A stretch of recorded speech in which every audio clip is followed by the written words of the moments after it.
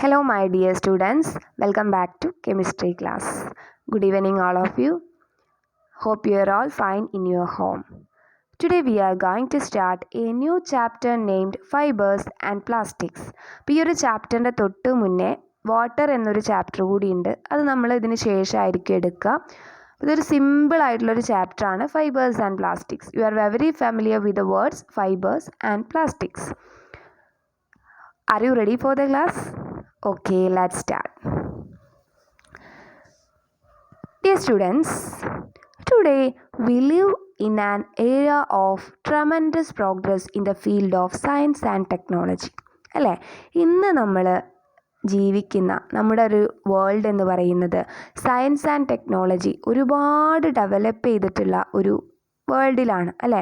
Science and ടെക്നോളജിക്ക് ഉണ്ടായിട്ടുള്ള development എന്ന് പറയുന്നത് നമുക്ക് വിശ്വസിക്കാൻ പറ്റാത്ത വിധം വലുതാണ് അല്ലേ. We see a variety of substance around us that are available for improving our lifestyle. നമ്മുടെ ലൈഫ് സ്റ്റൈല് ഇമ്പ്രൂവ് ചെയ്യുന്ന തരത്തിലുള്ള ഒരുപാട് സബ്സ്റ്റൻസ് നമുക്ക് ചുറ്റും കാണാൻ കഴിയും അല്ലേ. ഇപ്പം നിങ്ങളൊരു 10 or 20 years ബാക്കിലേക്കൊന്ന് ചിന്തിച്ച് നോക്കൂ. ആ സമയത്തുണ്ടായിരുന്ന അതേ ലൈഫ് സ്റ്റൈലാണോ ഇന്ന് നമ്മൾ ജീവിക്കുന്നത്? അല്ല അല്ലേ. അതുപോലെ ഇനിയൊരു 10 years മുന്നിലോട്ട് പോയി കഴിഞ്ഞാൽ ഇന്ന് നമ്മൾ ജീവിക്കുന്ന അതേപോലെ ആയിരിക്കുമോ നമ്മൾ ജീവിക്കുക? അല്ല, അപ്പോഴേക്കും എന്ത് ചെയ്യും? സയൻസ് ആൻഡ് ടെക്നോളജി വളരെ ഫാസ്റ്റായിട്ടാണ് എന്ത് ചെയ്യുന്നത്, ഡെവലപ്പ് ചെയ്തുകൊണ്ടിരിക്കുന്നത്. അതുകൊണ്ട് തന്നെ അതിനനുസരിച്ച് നമ്മുടെ ലൈഫ് സ്റ്റൈലും വളരെ പെട്ടെന്ന് ചേഞ്ച് ആകുന്നുണ്ട്. ഒരു 20 years ബാക്കിലേക്ക് പോയി കഴിഞ്ഞാൽ നമ്മൾ മിക്കവാറും നമുക്ക് നാച്ചുറലായിട്ട് കിട്ടുന്ന റിസോഴ്സസിനെയാണ് നമ്മൾ ഡിപ്പെൻഡ് ചെയ്തിരുന്നത് അല്ലേ. നാച്ചുറലായിട്ട് കിട്ടുന്ന സബ്സ്റ്റൻസസ് ആണ് നമ്മൾ അധികവും യൂസ് ചെയ്തിരുന്നത്. പക്ഷേ ഇന്ന് നമ്മൾ യൂസ് ചെയ്യുന്നത് എങ്ങനെയാണ്? മിക്കവയും മാൻമെയ്ഡ് ആയിട്ടുള്ള ആർട്ടിഫിഷ്യലായിട്ട് ഉണ്ടാക്കുന്ന വസ്തുക്കളൊക്കെയാണ് അല്ലേ. അപ്പോൾ സയൻസ് ആൻഡ് ടെക്നോളജിയുടെ ഒരു ഡെവലപ്മെൻ്റ് ആണ് അവിടെ കാണുന്നത്. If you think, we will reveal that most of them are contributions of chemistry. നമ്മുടെ ചുറ്റുമുള്ള സബ്സ്റ്റൻസിലേക്കൊക്കെ നിങ്ങളൊന്ന് കണ്ണോടിച്ച് നോക്കൂ. അതിലെല്ലാം കെമിസ്ട്രിയുടെ എന്തെങ്കിലും ഒരു കോൺട്രിബ്യൂഷൻ നിങ്ങൾക്ക് കാണാൻ സാധിക്കും. Chemistry has paved a way for amazing changes through the maximum utilization of natural resources and also by producing a variety of modern materials. അതായത് നമുക്ക് നാച്ചുറലായിട്ട് അവൈലബിൾ ആയിട്ടുള്ള റിസോഴ്സസിനെ മാക്സിമം യൂസ് ചെയ്യുന്നതോടൊപ്പം തന്നെ ഒരുപാട് മോഡേൺ മെറ്റീരിയൽസ്, മാൻമെയ്ഡ് ആയിട്ടുള്ള മെറ്റീരിയൽസ് പ്രൊഡ്യൂസ് ചെയ്യാനും കെമിസ്ട്രിക്ക് കഴിഞ്ഞിട്ടുണ്ട്. അപ്പോൾ കെമിസ്ട്രി എന്ന് പറയുന്നത് നമ്മുടെ ലൈഫിൽ ഒരുപാട് മാറ്റങ്ങൾ വരുത്തിയിട്ടുള്ള ഒരു ഏരിയ ആണ് അല്ലേ. നമ്മുടെ ഒരുപാട് ഡിസ്കവറീസ് കെമിസ്ട്രിയുടെ കോൺട്രിബ്യൂഷൻസ് ആണ്. One of the most important discoveries was fibers and plastics. കെമിസ്ട്രിയുടെ ഏറ്റവും ഇമ്പോർട്ടൻ്റ് ആയ 2 കോൺട്രിബ്യൂഷൻസ് ആയിരുന്നു ഫൈബേഴ്സും പ്ലാസ്റ്റിക്സും. ഫൈബേഴ്സും പ്ലാസ്റ്റിക്സും പോളിമേഴ്സ് എന്ന ക്ലാസ് ഓഫ് കോമ്പൗണ്ട്സിൽ വരുന്നതാണ്. പോളിമേഴ്സ് എന്ന കോമ്പൗണ്ട്സിൽ വരുന്നതാണ് ഫൈബേഴ്സും പ്ലാസ്റ്റിക്സും. അപ്പോൾ നിങ്ങൾക്കറിയാം, cotton, silk, wool, jute etcetera are the substances used for producing clothing since ancient days. നമ്മൾ കുറേ കാലം മുന്നേ തന്നെ ക്ലോത്തിങ്ങിന് വേണ്ടിയിട്ട് യൂസ് ചെയ്തിട്ടുണ്ടായിരുന്ന സബ്സ്റ്റൻസസ് ആണ് സിൽക്കും വൂളും ജ്യൂട്ടും കോട്ടണും ഒക്കെ അല്ലേ. അതെന്താണ്, നമുക്ക് നാച്ചുറലായിട്ട് കിട്ടുന്നതാണ്. അതേപോലെ നാച്ചുറലായിട്ടുള്ള ഫൈബേഴ്സ്, റബ്ബർ, നമ്മുടെ റബ്ബർ ടീയിൽ നിന്ന് കിട്ടുന്ന റബ്ബർ, ഇതെല്ലാം നമ്മൾ പണ്ട് മുതൽ തന്നെ യൂസ് ചെയ്യാറുണ്ട്. ഇതെല്ലാം പോളിമേഴ്സ് എന്ന ക്ലാസ് ഓഫ് കോമ്പൗണ്ട്സിൽ വരുന്നതാണ്. എല്ലാം ഇങ്ങനെയുള്ള silk, wool, jute, cotton, fibre, rubber etcetera are made of molecule belonging to a group called polymers. Polymers എന്ന ഗ്രൂപ്പിൽ വരുന്നവരാണ് ഇവരൊക്കെ. Then what is a polymer? എന്താണ് ഒരു polymer? Polymers are macromolecules formed by the combination of large number of simple molecules.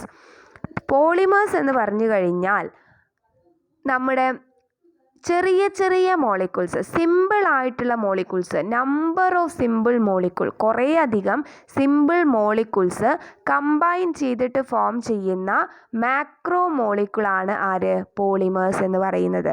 അപ്പോൾ polymers are macromolecules formed by the combination of large number of simple identical molecules. ഈ simple മോളിക്യൂൾസിനെയാണ് monomers എന്ന് പറയുന്നത്. Monomers combine ചെയ്തിട്ടാണ് polymers form ചെയ്യുന്നത്. Monomers combine to form polymers just like a necklace being formed by the combination of various identical beads. അതായത് നമ്മൾ identical ആയിട്ടുള്ള beads ഉപയോഗിച്ച്, മുത്തുകൾ ഉപയോഗിച്ച് ഒരു നെക്ലേസ് ഉണ്ടാക്കുന്നത് പോലെയാണ് മോണോമേഴ്സ് കമ്പൈൻ ചെയ്ത് പോളിമേഴ്സ് ഫോം ചെയ്യുന്നത്. ഇവിടെ നോക്കിയേ, കുറേ മോണോമേഴ്സ് ഉണ്ട്, ഇവരെല്ലാം ഐഡൻറ്റിക്കലാണ്. ഈ മോണോമേഴ്സ് കമ്പൈൻ ചെയ്തിട്ട് എന്തുണ്ടാവുന്നു? ഒരു ലാർജ് മാക്രോ മോളിക്യൂൾ, ഒരു പോളിമർ ഫോം ചെയ്യുന്നു. അപ്പോൾ മോണോമേഴ്സ് കമ്പൈൻ ചെയ്താണ് വലിയ പോളിമേഴ്സ് ഉണ്ടാവുന്നത്. Just like a necklace being formed by the combination of various identical beads. അതുമായിട്ട് കമ്പയർ ചെയ്യാം നമുക്ക്. അപ്പോൾ മോണോമേഴ്സ് കമ്പൈൻ ചെയ്തിട്ട് ഒരു ലാർജ് മോളിക്യൂൾ ഉണ്ടാകുന്നതാണ് പോളിമർ. ഈ ഒരു പ്രോസസ്സിനെ നമ്മൾ പോളിമറൈസേഷൻ എന്നാണ് പറയുക. അപ്പോൾ ഐഡൻറ്റിക്കൽ ആയിട്ടുള്ള സിമ്പിൾ മോളിക്യൂൾസ് കമ്പൈൻ ചെയ്ത് പോളിമേഴ്സ് ഉണ്ടാവുന്നു. മനസ്സിലായോ? For example, glucose molecule combine to form starch molecule. Glucose molecule എന്ന് പറയുന്നത് മോണോമറാണ്. കുറേ അധികം ഗ്ലൂക്കോസ് മോളിക്യൂൾസ് കമ്പൈൻ ചെയ്യുമ്പോഴാണ് ലാർജ് മാക്രോ മോളിക്യൂൾ ആയിട്ടുള്ള സ്റ്റാർച്ച് ഫോം ചെയ്യുന്നത്. അതുപോലെ ഇതൊക്കെ നമ്മുടെ ബോഡിയിലുള്ളതാണ് അല്ലേ. അമിനോ ആസിഡ്സ് കമ്പൈൻ ചെയ്യുമ്പോഴാണ് പ്രോട്ടീൻ ഉണ്ടാകുന്നത്. അമിനോ ആസിഡ്സ് മോണോമറാണ്, അത് കമ്പൈൻ ചെയ്തുണ്ടാകുന്ന പോളിമറാണ് പ്രോട്ടീൻ എന്ന് പറയുന്നത്. അതുപോലെ cotton, silk, wool, rubber, fibre etcetera are made of molecule belonging to the group of polymers. Polymers എന്ന ഗ്രൂപ്പിൽ വരുന്നതാണ് ഈ ജൂട്ടും നമ്മുടെ വൂളും റബ്ബറും ഫൈബറും സിൽക്കും കോട്ടണും എല്ലാം. Based on their physical nature, polymers can be mainly classified into three. പോളിമേഴ്സിൻ്റെ ഫിസിക്കൽ നാച്ചറിനെ ബേസ് ചെയ്തിട്ട് പോളിമേഴ്സിനെ നമുക്ക് 3 ആയിട്ട് ക്ലാസിഫൈ ചെയ്യാം. ഏതൊക്കെയാണ്? Fibres, plastics and rubber. Fibre, plastic, rubber. Fibres are the polymers suitable for the manufacture of strong threads. Thread, നല്ല strong ആയിട്ടുള്ള ത്രെഡ് ഉണ്ടാക്കാൻ യൂസ് ചെയ്യുന്ന പോളിമറാണ് fibres. Plastics is the polymer which can be moulded into different shape. ഏത് ഷേപ്പിലേക്ക് വേണമെങ്കിലും mould ചെയ്ത് എടുക്കാൻ പറ്റിയ പോളിമറാണ് plastics. Then rubber is an elastic polymer. Rubber എന്ന് പറയുന്നത് ഇലാസ്റ്റിക് പ്രോപ്പർട്ടി ഉള്ള ഒരു പോളിമറാണ്. അപ്പോൾ polymers can be mainly classified into fibres, plastics and rubber. Then നമുക്ക് എന്ത് ചെയ്യാം, ഇതിനെ ഡീറ്റെയിൽ ആയിട്ട് പഠിക്കാം. First one is fibres. Fibres തന്നെ നാച്ചുറൽ ഫൈബേഴ്സും ഉണ്ട്, മാൻമെയ്ഡ് ആയിട്ടുള്ള ഫൈബേഴ്സും ഉണ്ട്, ആർട്ടിഫിഷ്യൽ. ഇപ്പോൾ നാച്ചുറൽ ഫൈബേഴ്സിന് എക്സാമ്പിൾസ് ആണ് silk, cotton, wool, ജ്യൂട്ടൊക്കെ.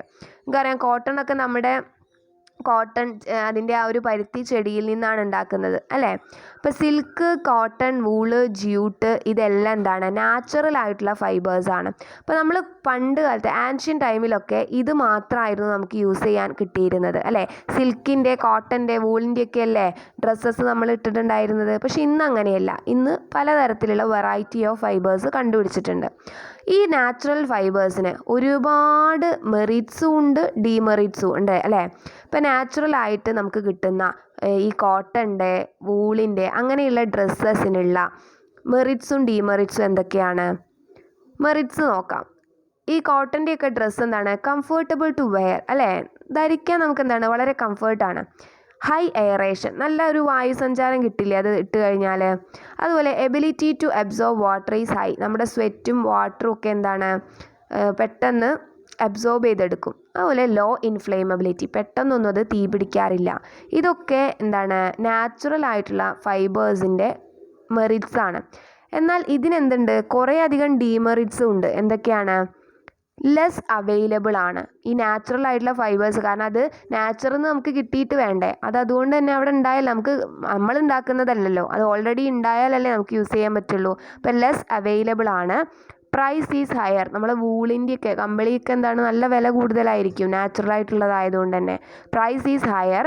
Less durability, നമുക്ക് ഒരുപാട് കാലമൊന്നും കോട്ടൺ ഡ്രസ്സസൊന്നും നമുക്ക് യൂസ് ചെയ്യാൻ കഴിയില്ല, പെട്ടെന്ന് കേടായി പോവും.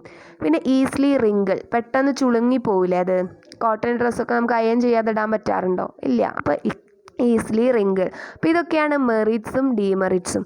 അപ്പോൾ ഇതൊക്കെ ഉള്ളത് കൊണ്ട് തന്നെ, ഇങ്ങനെ ഡീമെറിറ്റ്സ് ഉള്ളത് കൊണ്ട് തന്നെ, in order to overcome these demerits several synthetic polymers have been prepared through chemical methods. Chemical മെത്തേഡ്സിലൂടെ ഒരുപാട് സിന്തറ്റിക് ഫൈബേഴ്സ് ഉണ്ടാക്കിയിട്ടുണ്ട്. ഏതൊക്കെയാണ്? നമ്മൾ കോമൺ ആയിട്ട് യൂസ് ചെയ്യുന്ന സിന്തറ്റിക് ഫൈബേഴ്സാണ് nylon, terylene, polyester, rayon. Nylon, picture നോക്കുക, നൈലോണ്, റയോണ്, പോളിയസ്റ്റർ, ടെറിലിൻ. ഇതുകൊണ്ടൊക്കെയുള്ള ഈ മെറ്റീരിയൽസ് കൊണ്ടുള്ള ക്ലോത്തിങ്സ് ആണ് ഇന്ന് നമ്മൾ കൂടുതലും യൂസ് ചെയ്യുന്നത്. കാരണം ഇതിന് ഒരുപാട് മെറിറ്റ്സ് ഉണ്ട്. ഇതിൻ്റെ മെറിറ്റ്സ് എന്ന് പറയുന്നത് നമ്മുടെ നാച്ചുറൽ ആയിട്ടുള്ള ഫൈബറിൻ്റെ ഡീമെറിറ്റ്സ് ആയിരിക്കും. കാരണം ആ ഡീമെറിറ്റ്സിനെ ഓവർകം ചെയ്യാനാണല്ലോ ഇതുണ്ടാക്കിയിട്ടുള്ളത്. അപ്പോൾ എന്തൊക്കെയാണ് ഇതിൻ്റെ മെറിറ്റ്സ് എന്ന് നോക്കാം. Cheaper than natural fibres. Natural ഫൈബേഴ്സിന് റേറ്റ് കൂടുതലാണെന്ന് നമ്മൾ പറഞ്ഞിട്ടുണ്ടായിരുന്നു. അപ്പോൾ ഈ ആർട്ടിഫിഷ്യലായിട്ട് ഉണ്ടാക്കുന്നത് cheaper than natural fibre. High durability, ഒരുപാട് കാലം നമുക്ക് യൂസ് ചെയ്യാൻ പറ്റും. റിങ്കിൾ ഫ്രീ, അങ്ങനെ പോളിസ്റ്ററിൻ്റെ ഒക്കെ കണ്ടില്ലേ, അങ്ങനെ ചുളിയാറില്ലല്ലോ. പിന്നെ can dry easily on getting wet. നനഞ്ഞു കഴിഞ്ഞാൽ വളരെ പെട്ടെന്ന് അത് എന്ത് ചെയ്യും? ഡ്രൈ ആവും അല്ലേ, പെട്ടെന്ന് ഉണങ്ങി കിട്ടും. പിന്നെ മോർ അവൈലബിൾ, കാരണം അത് നമ്മൾ ആർട്ടിഫിഷ്യലായിട്ട് ഉണ്ടാക്കുന്നതാണ്. അപ്പോൾ നമ്മുടെ ആവശ്യത്തിനനുസരിച്ച് നമുക്ക് ഉണ്ടാക്കാൻ സാധിക്കും. നാച്ചുറലായിട്ട് കിട്ടുന്നതാകുമ്പോൾ അത് ഉണ്ടായാലേ നമുക്ക് കിട്ടുള്ളൂ അല്ലേ. അപ്പം ഈ സിന്തറ്റിക് ഫൈബേഴ്സ് മോർ അവൈലബിൾ ആണ്. എന്നാൽ ഇതിന് മെറിറ്റ്സ് മാത്രമാണോ ഉള്ളത്? ഈ നാച്ചുറലായിട്ട് സിന്തറ്റിക് ആയിട്ട് ഉണ്ടാക്കുന്ന ഫൈബേഴ്സിനും ഒരുപാട് ഡീമെറിറ്റ്സ് ഉണ്ട്. അതിലേറ്റവും ഇമ്പോർട്ടൻ്റ് ആയിട്ടുള്ള ഡീമെറിറ്റ്സ് എന്ന് പറയുന്നത് ലോ എയറേഷനാണ്. നമുക്ക് വേനൽക്കാലമായി കഴിഞ്ഞാൽ ഇത് പോളിസ്റ്ററൊക്കെ ഇടാൻ ബുദ്ധിമുട്ടാണ്. കാരണം അതിൻ്റെ ഉള്ളിലേക്കുള്ള വായു സഞ്ചാരം കുറവാണ്. Low aeration. Then ability to absorb water is low. വെള്ളമായി കഴിഞ്ഞാൽ അബ്സോർബ് ചെയ്തെടുക്കില്ല. അപ്പോൾ നമ്മൾ ചൂട് എടുക്കുമ്പം വേനൽക്കാലത്തൊക്കെ ആണെങ്കിൽ നമ്മൾ അങ്ങനെ വയർപ്പിനെ വലിച്ചെടുക്കാനൊന്നുമുള്ള കഴിവ് ആർക്കില്ല, പോളിസ്റ്ററിനില്ല. കൂടുതൽ നമ്മൾ വയർക്കല്ലേ ചെയ്യുക. അപ്പോൾ ability to absorb water is law.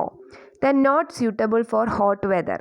വേനൽക്കാലത്ത് വെതർ ഹോട്ടായിരിക്കുമ്പം ഇത് യൂസ് ചെയ്യാൻ ബുദ്ധിമുട്ടാണ്. പിന്നെ ഹൈ ഇൻഫ്ലേമബിലിറ്റി, പെട്ടെന്ന് തന്നെ തീ പിടിക്കും. നിങ്ങൾ കണ്ടില്ലേ, പോളിസ്റ്ററിൻ്റെ ഡ്രസ്സൊക്കെ ഇട്ടിട്ട് നമ്മൾ നിന്ന് കഴിഞ്ഞാൽ എന്തെങ്കിലും ചെറിയൊരു തീപ്പൊരി വീണാൽ തന്നെ അത് പെട്ടെന്ന് തീ പിടിക്കും. High inflammability. ഇതൊക്കെ അതിൻ്റെ ഡീമെറിറ്റ്സ് ആണ്. അപ്പോൾ നമ്മൾ fibres, first class of compounds ആയിട്ടുള്ള ഫൈബേഴ്സിനെ കുറിച്ച് പറഞ്ഞു. അതിൽ നാച്ചുറൽ ഫൈബറും അതുപോലെ സിന്തറ്റിക് ഫൈബറും. നെക്സ്റ്റ് ക്ലാസ് ആരായിരുന്നു? പ്ലാസ്റ്റിക്സ്. പ്ലാസ്റ്റിക്സിനെ കുറിച്ച് ഞാൻ പറയേണ്ട ആവശ്യമില്ല, നിങ്ങൾക്കറിയാം. Plastics are synthetic polymers. These are substances that change the very face of human നമ്മുടെ ഹ്യൂമൻ ലൈഫിനെ ഒരുപാട് ചേഞ്ച് ചെയ്തിട്ടുള്ള ഒരു സബ്സ്റ്റൻസസ് ആണ് പ്ലാസ്റ്റിക്സ് അല്ലേ. Different types of plastics are used for manufacturing A number of product from household utensils to artificial heart valves. Artificial heart valves വരെ ഉണ്ടാക്കാൻ നമ്മൾ എന്ത് ചെയ്യുന്നുണ്ട്? പ്ലാസ്റ്റിക്സ് യൂസ് ചെയ്യുന്നുണ്ട്. വാൾവാണ് കേട്ടോ, അവിടെ സ്പെല്ലിംഗ് മിസ്റ്റേക്ക് വന്നതാണ്, വാൾവാണ്. ആർട്ടിഫിഷ്യൽ ഹാർട്ട് വാൾവ് വരെ യൂസ് ചെയ്യാൻ നമ്മൾ സിന്തറ്റിക് ആയിട്ടുള്ള ഈ ഒരു പ്ലാസ്റ്റിക്സ് യൂസ് ചെയ്യാറുണ്ട്. നമ്മുടെ വീടുകളിൽ നോക്കിക്കഴിഞ്ഞാൽ മിക്ക സാധനങ്ങളും എന്താണ്? പ്ലാസ്റ്റിക്സ് ആണ്. അപ്പോൾ പ്ലാസ്റ്റിക് ഇല്ലാത്ത ഒരു ലൈഫിനെ കുറിച്ച് ഇനി നമുക്ക് ചിന്തിക്കാൻ കഴിയില്ല. ഒരുപാട് ദോഷവശങ്ങൾ ഉണ്ടെങ്കിൽ പോലും അതിനെയൊക്കെ ഓവർകം ചെയ്യാൻ തക്ക ഗുണങ്ങൾ ആർക്കുണ്ട്? ഈ പ്ലാസ്റ്റിക്സിനുണ്ട്. അതുകൊണ്ടാണ് നമ്മൾ ഇന്നും അത് ഉപേക്ഷിക്കാത്തത്. അപ്പോൾ കുറേ ലോ ക്വാളിറ്റി പ്ലാസ്റ്റിക്സ് ഒക്കെ ഇന്ന് നമ്മൾ നിരോധിച്ച് കഴിഞ്ഞിട്ടുണ്ട്. ഇപ്പം നമ്മൾ യൂസ് ചെയ്യുന്നത് റീസൈക്കിൾ ചെയ്യാൻ പറ്റുന്ന പ്ലാസ്റ്റിക്സ് ഒക്കെയാണ്. ഈ പ്ലാസ്റ്റിക്സിനുള്ള എന്തൊക്കെ ക്യാരക്ടറിസ്റ്റിക്സ് ആണ് പ്ലാസ്റ്റിക്സിനുള്ളത്? ഒരുപാട് യൂസസ് ഉണ്ട്. അപ്പോൾ അതിന് ഒരുപാട് ക്യാരക്ടറിസ്റ്റിക്സ് ഉണ്ടാവുമല്ലോ.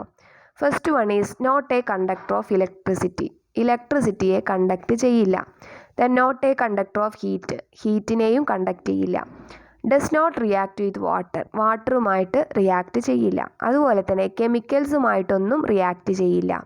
Can easily moulded to different shape. പല ഷേപ്പിലേക്ക് ഈസി ആയിട്ട് മോൾഡ് ചെയ്തെടുക്കാൻ പറ്റും. അതുകൊണ്ടാണല്ലോ നമ്മൾ പല ഒരുപാട് ഉപകരണങ്ങൾ, യൂട്ടൻസിൽസ് ഉണ്ടാക്കുന്നുണ്ടല്ലോ. അതെന്തുകൊണ്ടാണ്? നല്ല ഡിഫറെൻറ്റ് ഷേപ്പിലേക്ക് അതിനെ മോൾഡ് ചെയ്യാൻ പറ്റുന്നതുകൊണ്ടാണ്. അപ്പോൾ നമ്മുടെ ടെക്സ്റ്റ് ബുക്കിൽ ഒരു ടേബിൾ തന്നിട്ടുണ്ട്, കുറേ സിറ്റുവേഷൻസ് തന്നിട്ടുണ്ട് പ്ലാസ്റ്റിക്സ് യൂസ് ചെയ്യുന്നത്. അത് യൂസ് ചെയ്യാനുള്ള അതിൻ്റെ റെസ്പോൺസിബിൾ ആയിട്ടുള്ള ക്യാരക്ടറിസ്റ്റിക്സ് കണ്ടെത്താനാണ് പറഞ്ഞിട്ടുള്ളത്. First one is to insulate electrical conductors insulate ചെയ്യാൻ. അത് യൂസ് ചെയ്യാൻ കാരണം എന്താണ്? Plastics not a conductor of electricity conduct ചെയ്യുന്നില്ല. അതുകൊണ്ടാണ് ഇൻസുലേഷന് വേണ്ടിയിട്ട് നമ്മൾ എന്ത് ചെയ്യുന്നത്? പ്ലാസ്റ്റിക് യൂസ് ചെയ്യുന്നത്.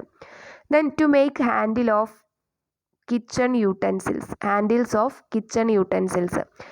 കിച്ചൺ യൂട്ടൻസിൽസ് ഉണ്ടാക്കാൻ അതിൻ്റെയൊക്കെ പിടികൾ ഹാൻഡിൽസ് ഉണ്ടാക്കാൻ യൂസ് ചെയ്യാറുണ്ട്. എന്തുകൊണ്ടാണ്? നമുക്കത് പിടിക്കാനാണല്ലേ. അത് പാത്രം ചൂടാവുമ്പോൾ ഈ പിടി ചൂടാവില്ല, പ്ലാസ്റ്റിക് ആയതുകൊണ്ട്. അതെന്താണ്? പ്ലാസ്റ്റിക് എന്ന് പറയുന്നത് നോട്ട് എ കണ്ടക്ടർ ഓഫ് ഹീറ്റാണ്. അപ്പോൾ നമുക്ക് എന്ത് ചെയ്യാൻ പറ്റും? പിടിയിൽ പിടിക്കാൻ പറ്റും. Then to store chemical substances ഒക്കെ സ്റ്റോർ ചെയ്യാൻ പ്ലാസ്റ്റിക്കിൻ്റെ ബോട്ടിൽ യൂസ് ചെയ്യാറുണ്ട്. അതെന്തുകൊണ്ടാണ്? കാരണം പ്ലാസ്റ്റിക് കെമിക്കൽസുമായിട്ട് റിയാക്ട് ചെയ്യില്ല. അതുകൊണ്ടാണ്. റിയാക്ട് ചെയ്യുമായിരുന്നെങ്കിൽ അങ്ങനെയുള്ള ബോട്ടിൽസിൽ നമുക്ക് എന്ത് ചെയ്യാൻ പറ്റില്ല? സ്റ്റോർ ചെയ്യാൻ പറ്റുമായിരുന്നില്ല. ടു മേക്ക് വാട്ടർ ടാങ്കുകളൊക്കെ പ്ലാസ്റ്റിക് ആണ് അല്ലേ. എന്തുകൊണ്ടാണ് അത് യൂസ് ചെയ്യാൻ കാരണം? ഒരിക്കലും പ്ലാസ്റ്റിക് വാട്ടറുമായിട്ട് റിയാക്ട് ചെയ്യില്ല. Does not react with water. Then to make household utensils അതെന്തുകൊണ്ടാണ് യൂസ് ചെയ്യാൻ കാരണം? Can easily moulded to different ഷേപ്പിലേക്ക് ഈസി ആയിട്ട് മോൾഡ് ചെയ്യാൻ കഴിയുന്നത് കൊണ്ടാണ്. അപ്പോൾ ഇതൊക്കെയാണ് പ്ലാസ്റ്റിക്സിൻ്റെ ക്യാരക്ടറിസ്റ്റിക്സ്. പിന്നെ നമുക്ക് ഡിഫറെൻറ്റ് ടൈപ്സ് ഓഫ് പ്ലാസ്റ്റിക്സ് കൊണ്ടുള്ള പൊള്യൂഷനെ കുറിച്ചൊക്കെ പഠിക്കാനുണ്ട്. അതിന് മുന്നേ ആയിട്ട് നമുക്ക് മൂന്നാമത്തെ ടൈപ്പ് ഓഫ് കോമ്പൗണ്ട്സ് ആയിട്ടുള്ള റബ്ബറിനെ കുറിച്ച് കൂടി പഠിക്കാം. റബ്ബറിനെ കുറിച്ച് കുറച്ച് കാര്യങ്ങൾ പറയും.